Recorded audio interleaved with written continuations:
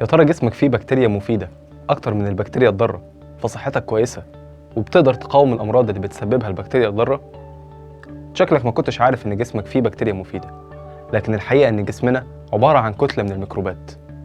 الجهاز الهضمي هو أكتر مكان فيه بكتيريا في الجسم، والنوع المفيد من البكتيريا اسمه البروبيوتيك أو مؤيد للحياة، عكس المضاد الحيوي أنتي بيوتيك. وعلى الرغم من إن المعدة بيئة غير صديقة للبكتيريا لأنها بتفرز حامض بيساعدها على تكسير وهضم الأكل وبيقضي على البكتيريا، إلا إن البكتيريا الضارة دي بتقدر تعدي من الأمعاء عن طريق المية والأكل الملوثين، وبتكون مستعمرات وبتفرز سموم ممكن تدمر الخلايا وممكن تسبب القرح المعدة أو السرطان.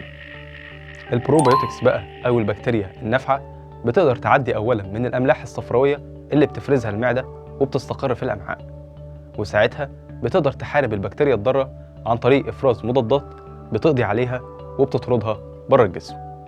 كمان بتساعد في عملية الهضم وتحسين جهاز المناعة، ده غير إنها بتوازن نسبة الهرمونات اللي موجودة في جسمك وبتحافظ على هرمون السعادة، فتخليك تتجنب نوبات الاكتئاب ونوبات الآلام الشديدة اللي بيسببها لك القولون والقرح أحياناً. وأهم الأغذية اللي ممكن تحصل منها على البكتيريا دي هي اللبن الرايب والزبادي والكرنب المخلل والعيش المعمول من عجينة متخمرة وأنواع الجبنة الطرية زي الجودة.